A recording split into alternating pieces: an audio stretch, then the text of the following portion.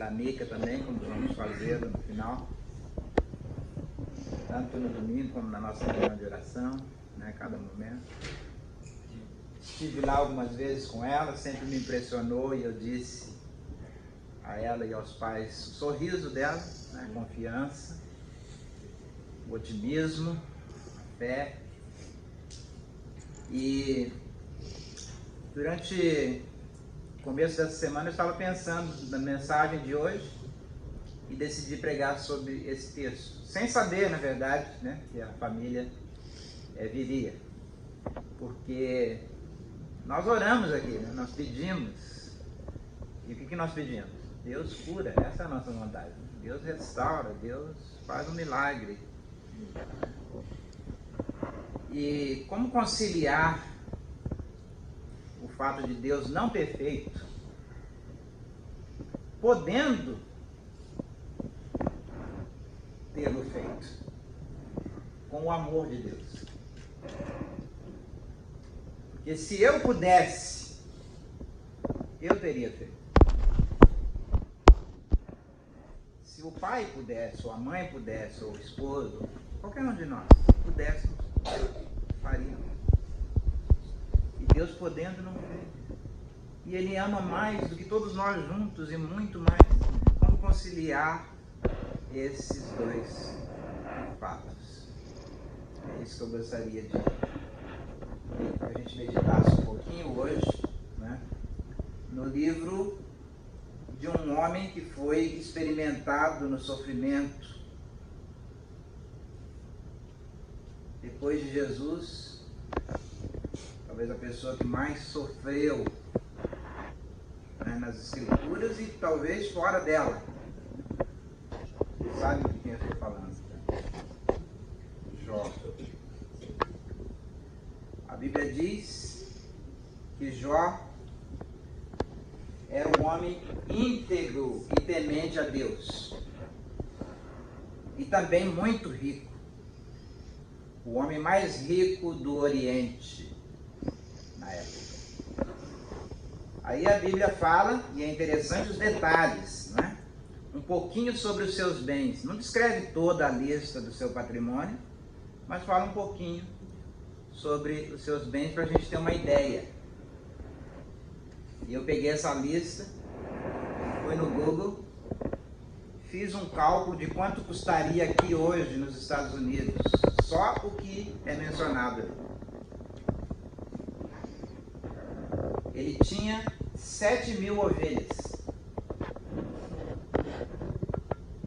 Ele tinha 3.000 camelos. Ele tinha 500 juntas de boi, que são, na verdade, 1.000 bois.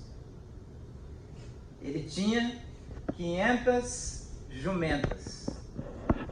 Ora, vocês sabem que jumento, boi, camelo, não são animais de estimação. Ele tinha como objetivo, porque ele tinha um business, em que esses animais eram usados como ferramentas. Então, sem calcular o valor do business, sem calcular toda a terra, e diz que havia muita gente trabalhando para ele, muitos funcionários, né? Só contando os animais que são mencionados, eu fiz a conta e deu 35 milhões de dólares. Ele era rico. E ele era temente a Deus. E ele tinha também 10 filhos. 7 homens e 3 mulheres. E vocês sabem a história, né? Um dia, Satanás se apresenta diante de Deus e diz: ele é assim porque ele é um menino mimado, é por isso que ele é fiel ao Senhor. Tira as coisas dele e você vai ver ele blasfemar de ti. Você vai ver como ele vai se mostrar quem ele realmente é.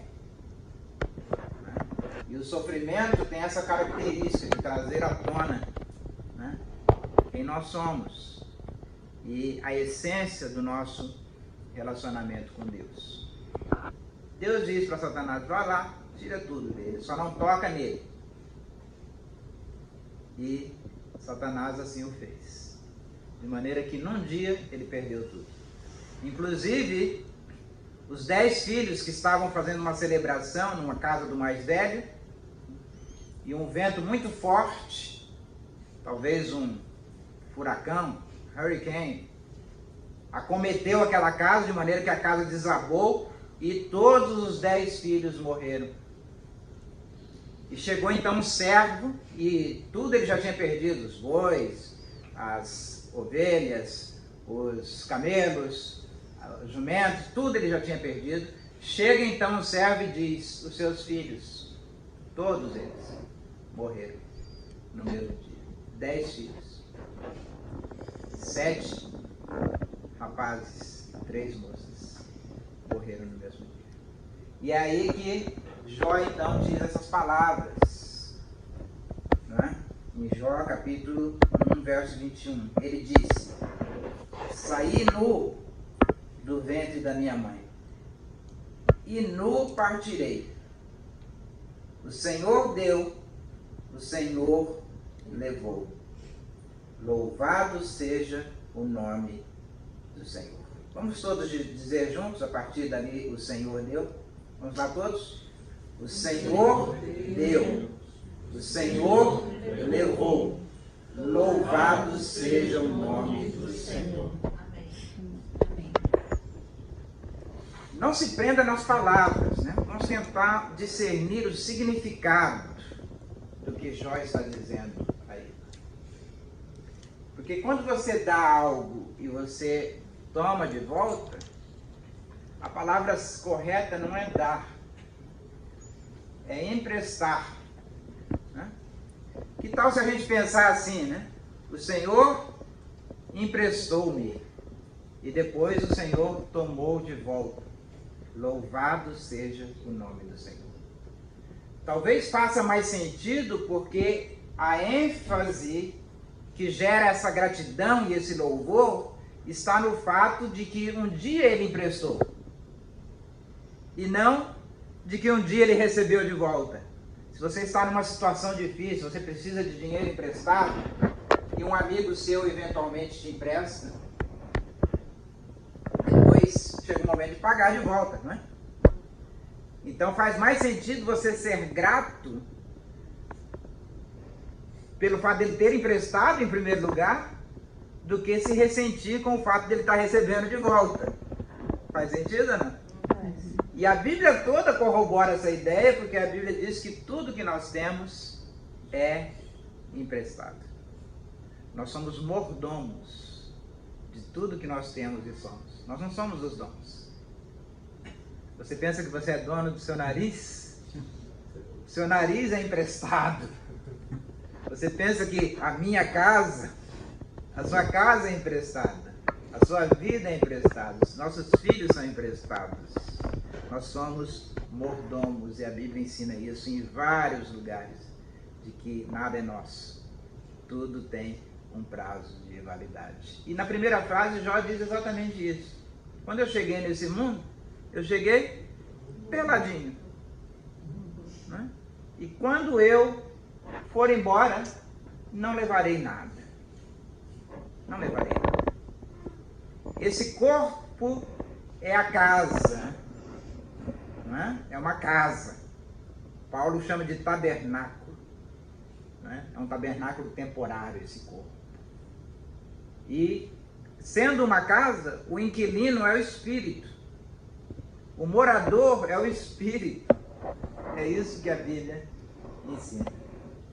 Então a história de Jó é uma história muito bonita porque ele discerniu isso. Né?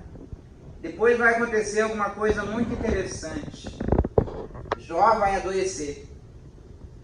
De maneira que ele vai ficar pele e osso, suportando dores terríveis. E os amigos virão visitá-lo. Em especial, 3 amigos vêm de longe para visitar Jó. E você, quando começa a ler, você vai ver que no começo eles ficaram muito bem. Eles foram muito sensatos. Sabe por quê? Porque eles não disseram nada. Só ficaram ali em silêncio, não tinham nada para dizer. nesses momentos de sofrimento também, às vezes a gente não tem nada para dizer. Mas o verdadeiro presente é o presente da presença humana. Eles estavam presentes, os amigos de Jó. Eles estavam simplesmente ali oferecendo calor humano, presença humana. Né? E como isso é importante nos momentos de sofrimento, nos momentos de dificuldade. Mas depois eles começaram a falar. E todo o livro de Jó é esse discurso desses três amigos. Ele faz o temanita, Bildade, o suíta, e Zofar, o naamatita. Três amigos discutindo com Jó e tentando convencê-lo de que se ele estava naquela situação e tinha passado por tudo aquilo, é porque havia algo pecado na sua vida. Alguma coisa terrível que ele tinha feito, ou ele não estava consciente, ou estava, mas estava escondendo, né? Porque a crença desses três amigos era uma crença religiosa de causa e efeito. E o Evangelho não ensina tal. O Evangelho ensina que a graça de Deus se manifesta sobre nós. No nosso relacionamento com Deus, a lei de causa e efeito não está dirigindo as coisas. Nesse mundo aqui, a lei de causa e efeito opera, no mundo físico, no mundo material. Mas no nosso relacionamento com Deus, tal não se dá. E essa é a discussão toda do livro. Eles tentando convencer Jó e Jó dizendo não, né? E tudo mais, porque eles não sabiam no mundo espiritual o que estava acontecendo. E é toda essa discussão. E por que eu disse que os detalhes são interessantes daquilo que Jó possuía no início? Porque depois, né, vocês vão ver aí, né, que no final do livro, no capítulo 42, Deus restitui a Jó tudo em dobro do que ele possuía. Veja bem, olha só o que o texto diz: e o Senhor acrescentou em dobro tudo quanto Jó antes possuía. Porque ele passou a ter, ao invés de 7, 14 mil ovelhas. Ao invés de 3 mil, 6 mil camelos. Ao invés de 500 juntas de boi, 1000 juntas de boi. Ao invés de 500 jumentas, 1000 jumentas. Exatamente o dobro. E também 14 filhos e 6 filhas. É isso que diz? 7 filhos e 3 filhos. Por que ele não deu em dobro os filhos? É uma resposta boa, né? Sabe por que não deu em dobro? Falou que deu tudo em dobro, mas os filhos não deu em dobro? Porque os filhos já estavam lá. Os filhos dele nunca tinham morrido. Estavam com Deus.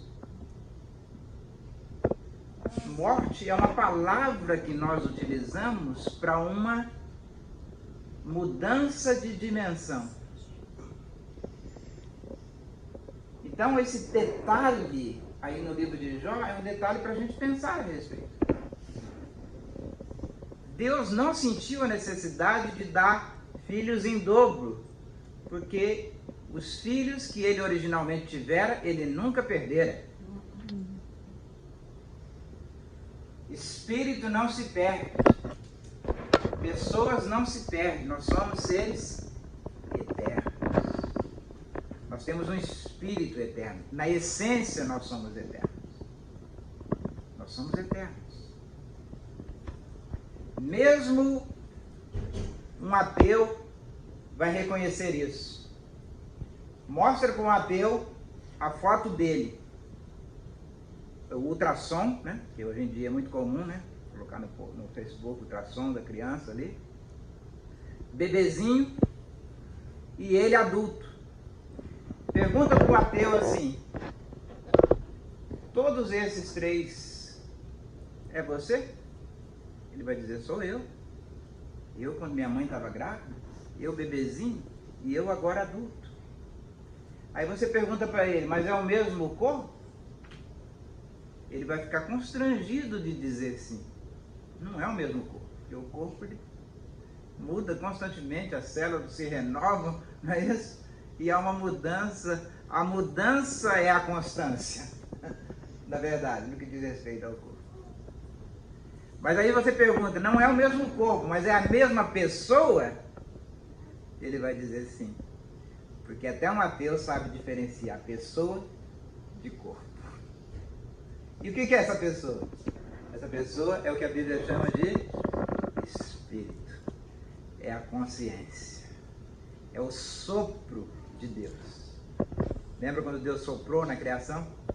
E o homem passou a ser alma vivente? Esse sopro de Deus em você é a sua essência. De maneira que o seu corpo muda, mas você permanece. De maneira que se uma pessoa perder os 4 membros inferiores e superiores, ela continua sendo uma pessoa inteira, apesar de ter metade do corpo. Você não diz que é meia pessoa. Você diz que pode ser até meio corpo, mas é uma pessoa inteira. Então a Bíblia nos ensina isso. A gente não morre. A gente passa de uma dimensão para outra dimensão. Então o que explica o fato de Deus permitir ou não curar o corpo e ainda assim ser um Deus de amor? Pense nessas 2 possibilidades aqui, tá? Tem 2 possibilidades. Eu sou um ser humano que eventualmente tem experiências espirituais. Essa é a primeira possibilidade. Na verdade, é assim que nós vemos. É assim que nós vemos. Você diz assim, um dia eu tive uma experiência com Deus, né? Um dia eu tive uma experiência espiritual. Um dia eu senti a presença de Deus. A gente pensa que a gente é um ser humano tendo experiências espirituais. É assim que a gente vê. Assim como você vê, do nosso ponto de vista, embora a gente saiba no intelecto, cientificamente, a gente diz, vou na praia, vou lá em Clearwater ver o pôr do sol. Aí, uma pessoa bem realista, com a mente científica, diz assim, seu idiota, o sol não se põe, é a terra que gira em torno de si mesmo. Ora, são 2 dimensões, mas a nossa percepção da realidade vai ser sempre de que o sol nasce e o sol se põe, embora a gente saiba o que realmente acontece, correto? Senão, acabaria toda a graça. A gente não iria mais ver o pôr do sol. Ah, estou decepcionado, pensei que o sol se punha, que o sol se nascia. A gente não pensa assim, a gente não se deixa afetar pelo conhecimento e pela realidade, porque tem a nossa percepção e a nossa interpretação do ponto de vista onde nós estamos. Então, do nosso ponto de vista, vivendo aqui na Terra, a gente vê assim, na primeira. Eu sou um ser humano que eventualmente tem experiências espirituais. Mas do ponto de vista da eternidade, Deus vendo de lá, Ele não vê você assim. Ele vê você como um ser espiritual tendo uma experiência humana. E essa experiência humana, ela tem data para começar e ela tem data para terminar. De maneira que quando essa experiência humana se acaba, para a gente é uma tragédia, mas para Deus é um retorno. O Senhor deu, o Senhor levou, louvado seja o nome do Senhor. É assim que Deus vê, por isso que Ele pode se recusar a curar e permitir que essa experiência humana aqui termine e continuar sendo um Deus de amor. Porque do ponto de vista dele e do ponto de vista nosso, quando ali estivermos, também a gente vai compreender. Paulo disse que agora nós vemos como um espelho em enigma.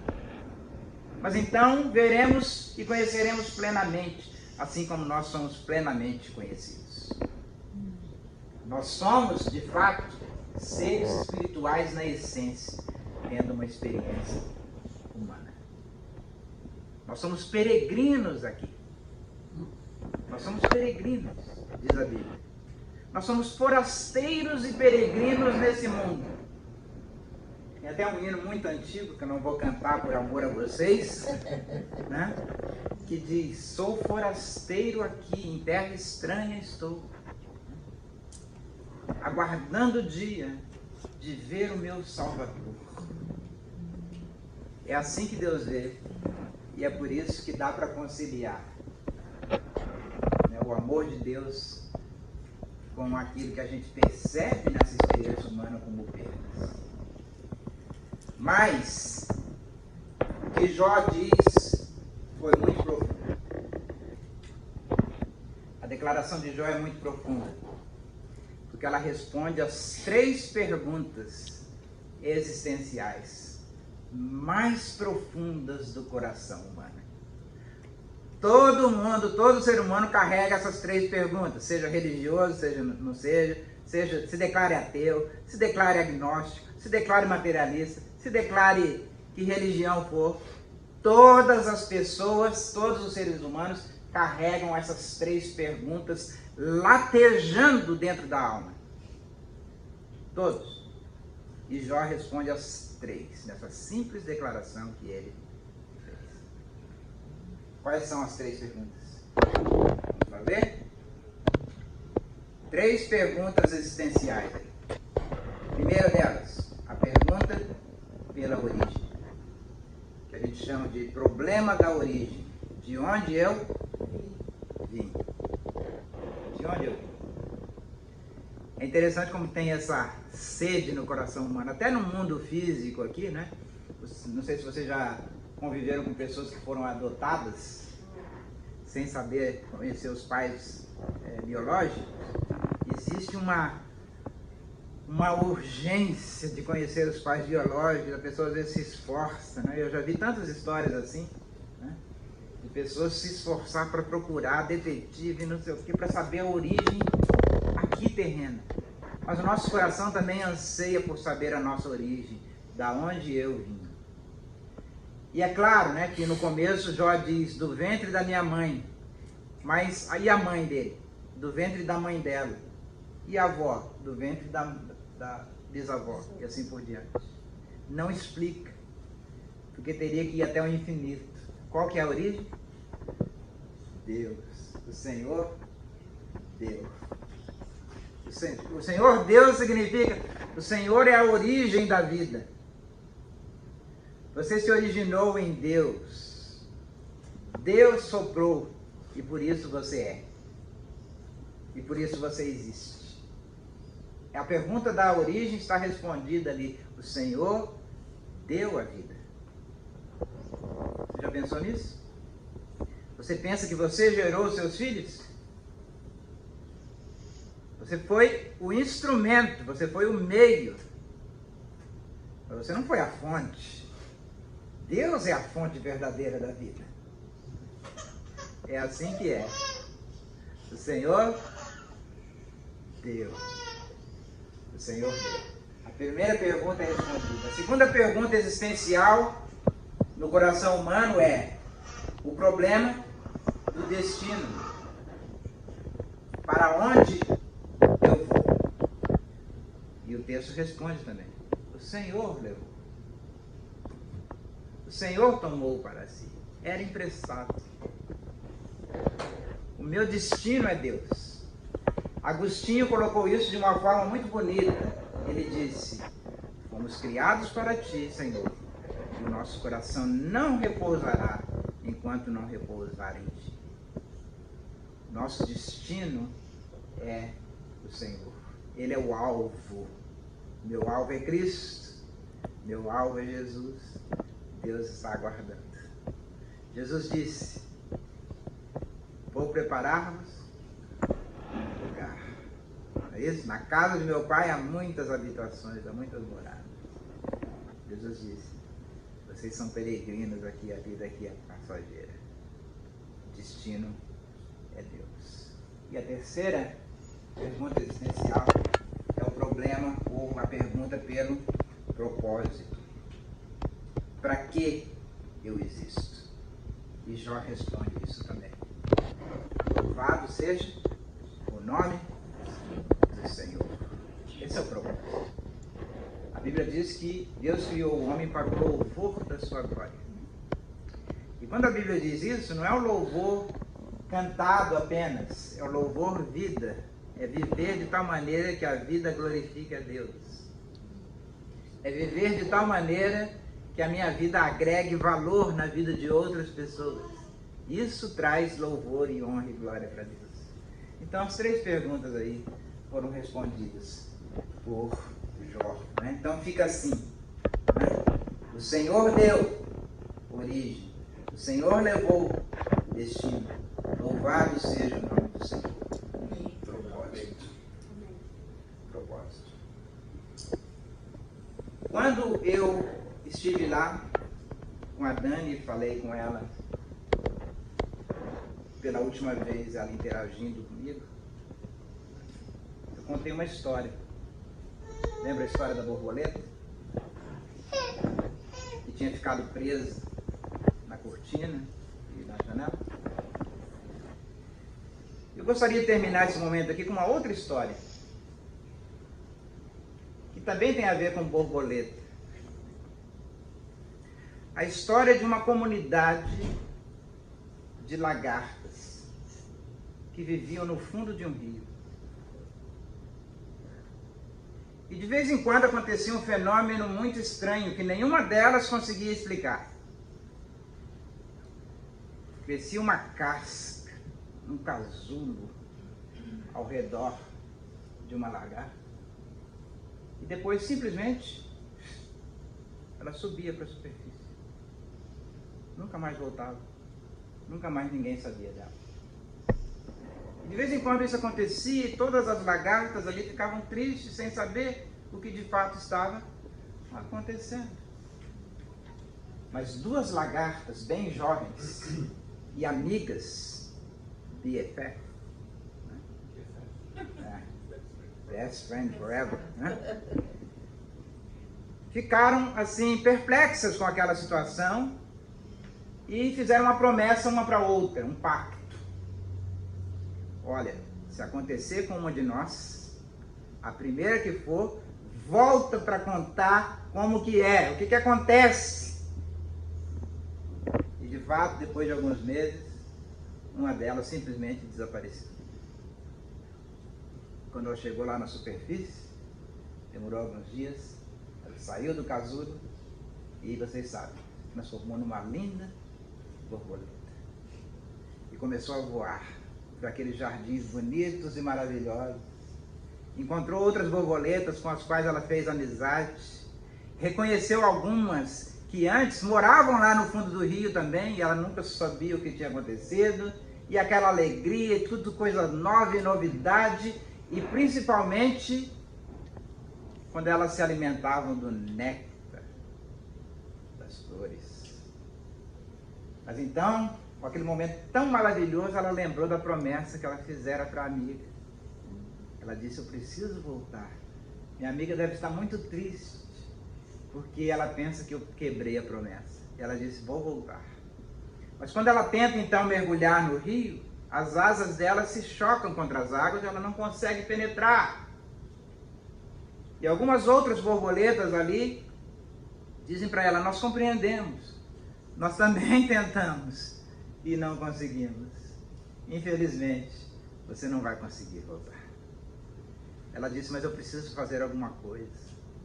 Minha amiga está lá triste, eu preciso avisá-la. E ela começou a gritar, então, a plenos pulmões, ela disse, minha amiga, eu estou aqui, eu estou bem. Aqui é lindo, aqui é maravilhoso. Eu não vejo a hora de você chegar aqui, porque eu vou te ensinar a voar.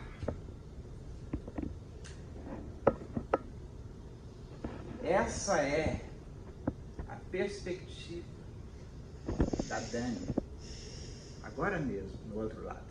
Amém. Na outra dimensão. Não se preocupem comigo. Eu estou bem. Eu estou voando. Eu vejo anjos. Eu vejo a presença de Deus. Eu vejo a glória indescritível. O vocabulário de vocês não alcançaria aquilo que os meus olhos veem agora. Amém. Essa é a esperança da vida eterna em Jesus. Foi por isso que ele veio. Foi por isso que ele morreu. Foi por isso que ele ressuscitou. Ele veio e morreu para que eu não precisasse morrer. Ele morreu pelos meus pecados. Ele morreu pelos seus pecados. A morte dele foi uma morte vicária, foi uma morte substitutiva. Ele morreu no meu lugar para me dar a vida eterna. Porque Deus amou o mundo de tal maneira que deu seu Filho unigênito, seu Filho único, para que todo aquele que nele crê não pereça, mas tenha a vida eterna. A esperança em Jesus. A esperança em Jesus, e agora a Dani desfruta dessa esperança. Que um dia os lábios dela declararam, que um dia o semblante dela, o sorriso dela declarava que o coração dela estava cheio dessa esperança. De que quando eu fechar os meus olhos aqui, abrirei lá na presença do Senhor. A esperança em Jesus. Amém. Se ela pudesse gritar lá de cima, ela diria: a esperança em Jesus. Que esse mundo não é tudo que há, que só levantar toda manhã e acordar e trabalhar e respirar e suportar os problemas da vida, isso não é tudo, não. Só arrastar-se pela vida muitas vezes, sem fé, sem esperança, sem perspectiva, não é tudo mesmo. Graças a Deus, e a Bíblia diz isso, que um dia a trombeta de Deus soará, e a mortalidade se tornará em imortalidade, e a corrupção se tornará em incorrupção, e nós clamaremos: morte, onde está a tua vitória? Pecado, onde está o teu aguilhão? Porque há esperança em Jesus. E ele não estava brincando quando ele disse: quem ouve a minha palavra e crê naquele que me enviou, tem a vida eterna. Não entra em condenação, mas já passou da morte para a vida. Já passou da morte para a vida. Veja bem que ele não diz da vida para a morte. Porque do ponto de vista dele é exatamente o contrário do que nós vemos. Passou da morte para a vida. Passou da experiência momentânea de forasteiro para a experiência definitiva de seres espirituais comprados e lavados pelo sangue de Jesus. Amém.